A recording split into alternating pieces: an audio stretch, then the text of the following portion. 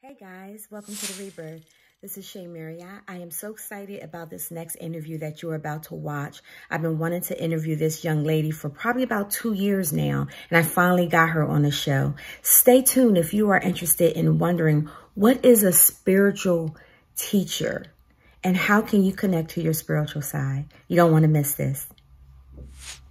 To be a star, just do you. Somebody's got to raise the bar, just do you. Somebody's got to change the game, just do you. So I am so excited today. I have someone that I have been trying to bring to the show for probably over a couple of years now. She is a spiritual intuitive. Did I say that right? You are absolutely right. Professional intuitive and a spiritual teacher. Everybody, please welcome the beautiful Tynesha Ty Scott, affectionately known as Ty. Hi, everybody. Thank you for coming on. I'm so happy.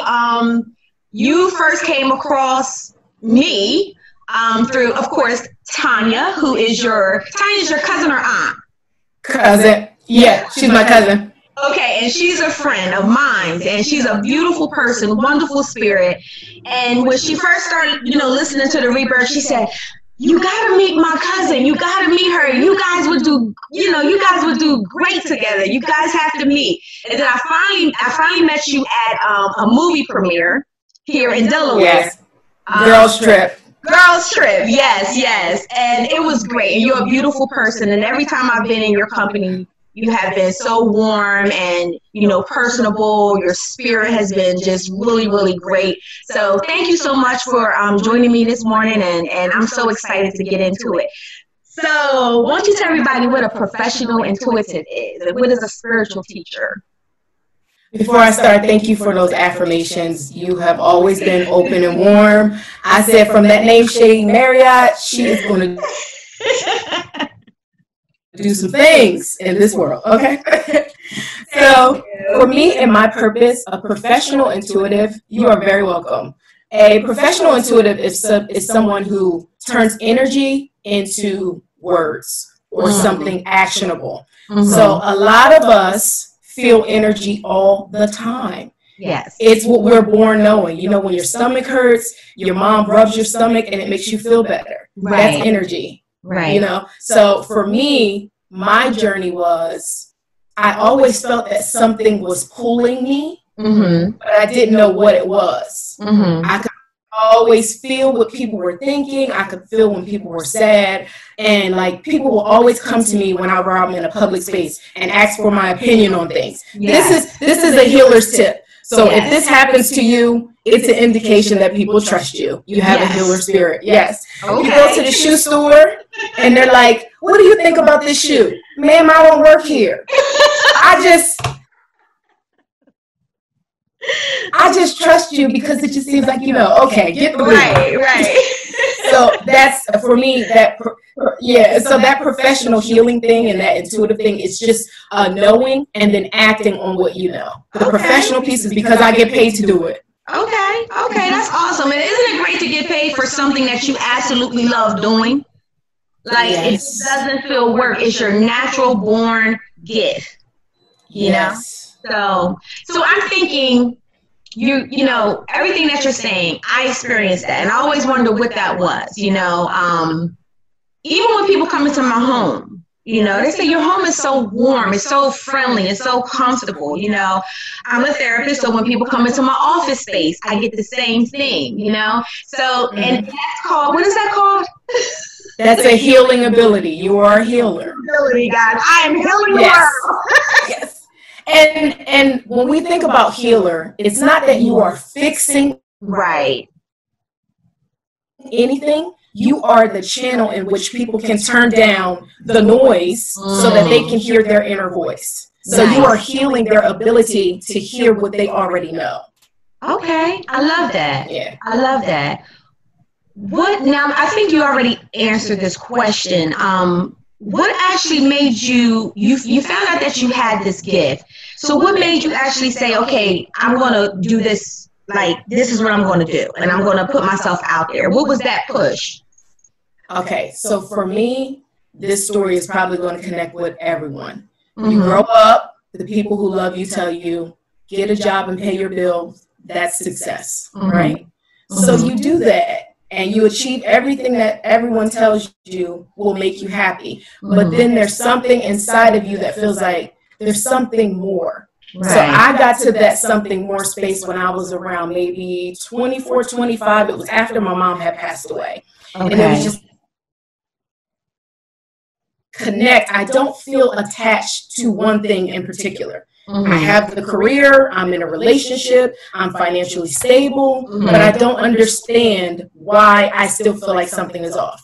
So I was just looking around my environment and thinking, I could do this for the rest of my life, but I need to figure out what is this thing that's nagging me. So I just started asking the question, who am I? Who am I? And from there, from who am I, it began to bridge into what am I good at?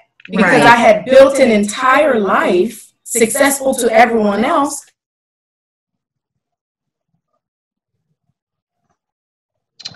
I think we lost her for a minute. Let's see if we can get her back on. Let me know if you see me. Okay, there we go. There we go. Okay, was there a delay? Yeah, you froze up for a minute, but we're going to keep it going. Okay, sorry about that, guys. So for me, it was, I wanted to know. So I just started asking the question, who am I? What am I good at? And how did I get so far in my life without knowing those things? Right. And I realized at no point in my journey did anyone ever send me inward. It was always follow this and this will make you happy. It was never go inside and figure out what's in there. Right. So I devoted myself to figuring it out. I studied shows that I watched. I read books. I looked at people that I admired. I wanted to know why was I pulled towards certain things and what was it about these things that I enjoyed. And it was right getting to the core of things. I always loved people who helped people get clear about things. I love that psychic stuff. It was always right there. Wow. But when I focused on it, I figured it out. So after I figured it out, I started to have dreams. Okay. But for me, I had always been a dreamer. I could, from the time I was little, I could interpret what a dream meant. But I didn't think it was special because I always did it. Right. That's the thing. Right. The place that you are gifted, you don't see it as special because it's your natural. It comes natural to you. Right. Exactly. And if you don't have to force it and you don't have to work towards it, we don't value it. Right. So for me, you got to say that again. You got to say that again. It's the truth. The things that are most natural to us, we don't have to force. We don't have to fight to be it. And we devalue it because we can't attach a monetary thing to it, or we don't have proof that it means something. Yeah. So for me, it was collecting all of those things and deciding, okay, if this is what you say that I can do, I'm just going to believe it. Right. Right. And that was the turning point for me, was when I had enough evidence within myself. Child, I had disconnected from my family and friends because I was scared. I was like, I'm going to tell them that I can do these things. Right. And within the Black community, if it's not religion, it's the devil's work. Right, exactly. Exactly. So I had to do my research and say, hey, well, interpreting dreams is in the Bible. Divination is in the Bible. Our connection to source is in the Bible. So I had to do my work. Girl. Hello? And what I found is when religion turns to control, it wants to separate you from the source that gives you the knowing that you don't need another person to connect you to where you came from. Right. So that was essentially my journey, going inside, discovering something that I had always had, and deciding that I was going to make this the focal point of my life. Yeah. And my idea was, okay, well, I'll just interpret dreams. And then once you get on the path, it's like, well, how about you start teaching people too? And how about you start speaking? And how about you make ebooks? And I was like, well, all right, I'm here to do it all. Yes, that's right. That's right. That's amazing. That's amazing. And guys, this interview is about spiritual path to self-discovery. Spiritual path to self-discovery. And everything that you're saying, it's like, yeah, it's right there, you know, and we spend so much of our lives trying to figure out what our purpose is, where we're, you know, why are we here? Why are we on this earth? And people are unhappy because they think that what they're supposed to be doing is in a 9-to-5, you know. It is about going to college. It is about getting your degrees. And that's not necessarily the case. Yes. So what tips do you have for us today to help us get on that path of self-discovery? First of all, you got some stuff within you that will knock your socks off. Mm-hmm. Because if you would have told me when I was studying to become an accountant that I can translate people's innermost thoughts and ideas into words and to watch them achieve a clarity, that's what feeds my soul. Mm-hmm. It's not about what I can do. It's about what you do once you find out how powerful you are. Mm-hmm. That to me is my currency, you know? Mm-hmm. So understanding that abundance is your natural state. Mm-hmm. And your mind is so powerful. I like to think about it as like a faucet. Okay. So a faucet always has water in the pipes. If for normally, it always has water in the pipes. Mm-hmm. You can turn it on or you can turn it off with your thoughts. Mm-hmm. So if your thoughts are constantly on, you know, not seeing yourself as worthy, lack, not having enough, you turn your faucet off. Right. But if you align yourself to abundance is my natural state, I am meant to thrive. Mm-hmm. My ideas have a place in this world. Mm-hmm. You turn it on. Yes. Yes. So that's one of my number one things, because unlearning, not being worthy was a journey in itself. Right. Right. Especially being a Black woman, where I'm taught to be the provider, be the nurturer, but not be there for myself. Mm-hmm. So that was a journey in itself to prioritize myself. Wow. That's a word right there. No, that really hit me right there. It did. We're taught to be the provider, to be the nurturer, to be all of this to everyone else, except be there for ourselves. Mm-hmm. Yes. Go ahead. And then they'll shame you into it. Oh, that's selfish. How can you take a day for yourself? I didn't spend 100 years giving to everyone else. Right, exactly.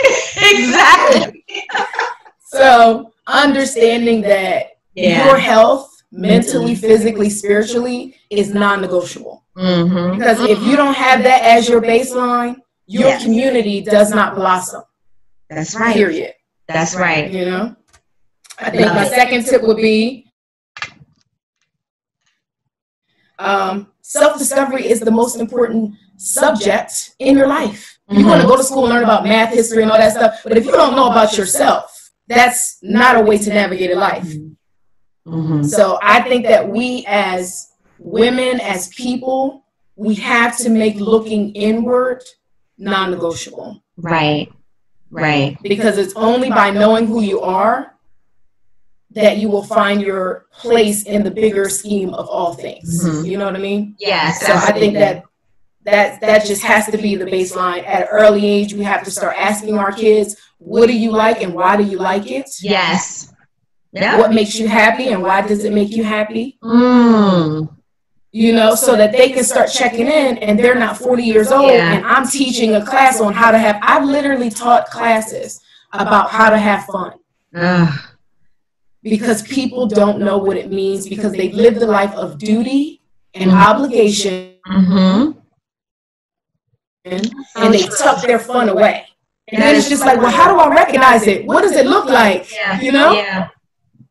So start having those conversations with your children, with your teenagers, even with your older parents. Our parents, their idea was survival. Right.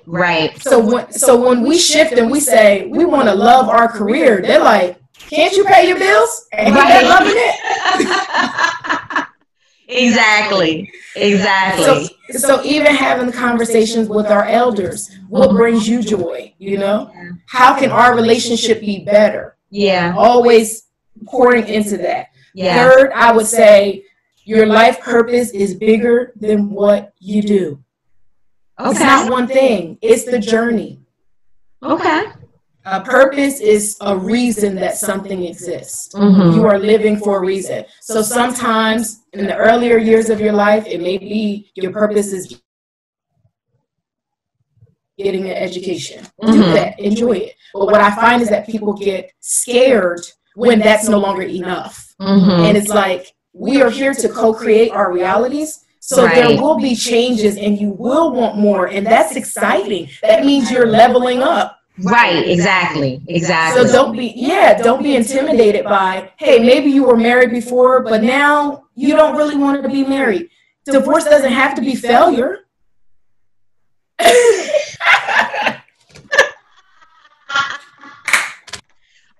to me today. Exactly. Yes. It does not have to be failure. It does not. When people say, are you single? Are you divorced? I'm divorced. Oh, I'm so sorry. Don't be. I'm okay. Right. I'm good. It was great when it lasted, but now I've moved on to something. I've rediscovered who I am. And I love me, and I love spending time with me. Unapologetically. Hello. And that's what sometimes people will do, that they love you by trying to comfort you within the norms. And it's just like, I was whole before I was there. Mm-hmm. I was whole while I was there, and I will be whole after. Right, exactly. You know? So looking at things that are stereotypical as like failures, everything don't have to be a failure. What if we looked at it as a lesson? What did I learn there?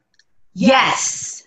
You know? Because your life is always teaching you. Always. Exactly. And if you don't pay, and I say this all the time, Ty, if you do not pay attention to the lesson, what's going to happen? You're going to continue to repeat it. You're going to continue to repeat it. That is absolutely true. I got chills. Now let's stop.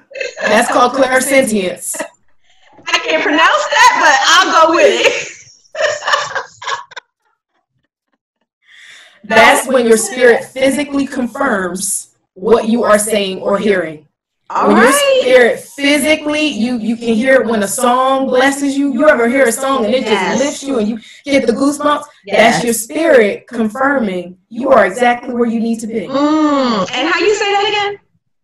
Clairsentience. Clairsentience. There we go. Yeah.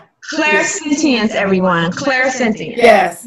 So the way that the hair stand up on the back of your head, the goosebumps, the chills, that's all of that. The gut feeling, that's that. Okay. All right. Now that goes right into my fourth tip. Everybody is a little bit psychic. She just confirmed it. I believe that. Everyone has the ability to hear their inner voice and their connections to source. Right. I have never met a person, and honestly, like the majority of my readings, I am literally confirming what people already know, and they just trust me because I'm not with them their whole life. I'm a stranger, and I know that. Finish that book, please. They asking you to finish the book. Oh my gosh, I've been thinking about it. Well, what you need me for? And they're like, oh, I just wasn't sure. How you wasn't sure? You've been thinking about it for 50 days. Exactly. And 50 nights. Right. Right. And then lastly, pay attention to your dreams. Your dreams, my dreams told me that I could do some stuff. My dreams was telling me, you know, you could speak to people, you could touch things and know about the energy. And I was just looking like, in my dreams, questioning, are you sure? But the more that you lean into not just your dreams at night, but the dreams that you have in your heart, I am a full believer that if you can dream it, the path to it already exists. Yeah. You just need to align yourself to seeing it, because that's the difference between having it and it being a dream. Once you believe you deserve it so strongly that you start working towards it, you manifest it. Yeah. Yeah. You know, now I'm gonna be honest with you. Mm-hmm. I am a dreamer. And sometimes my dream, because I know that, and I've always been like that when even when I was younger.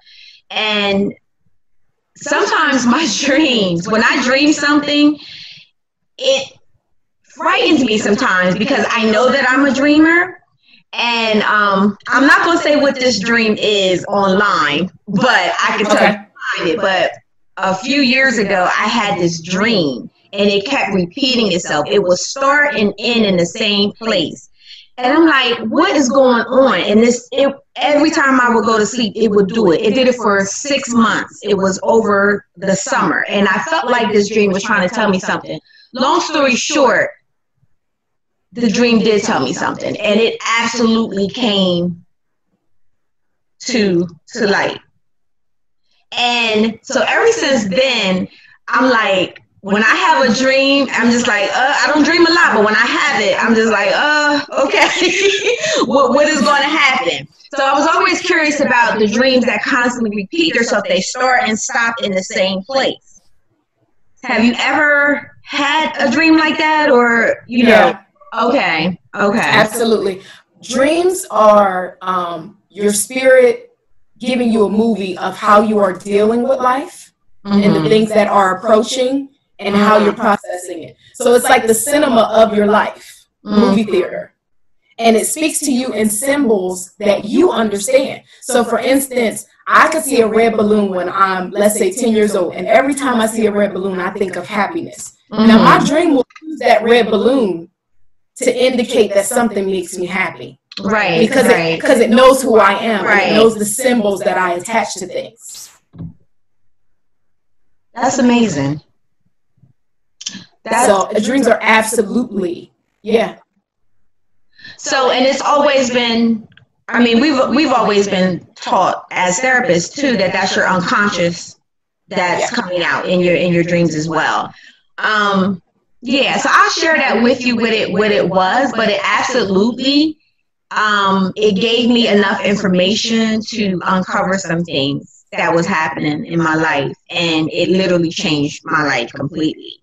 So it was really interesting.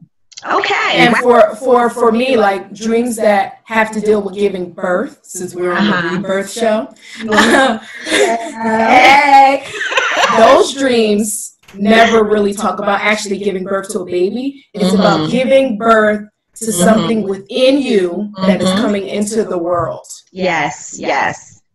So people have those. I had dreams that I was giving birth to birds and all types of stuff, and I was like, listen now. But it was me giving birth to my freedom. Right. That's amazing. I could talk about this like for hours, and I can, because I know it's so much to it, you know? It's so much to it. It's so much to uncover. So where can people reach out to you if they want to, get a reading, if they want to find out more? Can you give us your social media handles? Sure. I am at Divinely Ty everywhere, DIVINELY Ty, on all social media platforms, and also the link to schedule either a dream interpretation or an energy reading is in all of my bios. I love that name, Divinely Ty. Thank you. Perfect for you. Do you have anything coming up? Actually, I am a part of a podcast as well called The She-Nopsis, and as a result of everything that's going on in the world with the racial climate, COVID, and the global gaze on the Black experience, we have developed a conversation about affirmation and advocacy, and that's going to be on July the 5th. So we're talking to specifically Black women, how to advocate for yourself and affirm yourself. Nice. We are talking about everything from personal relationships to professional relationships in our talk.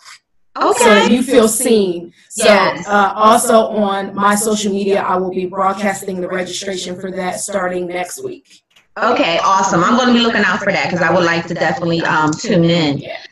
Yeah, it's definitely going to be a Zoom thing, so everyone. Okay, Awesome, awesome. Okay, so this has been great. I'm so happy. Thank you so much for joining me.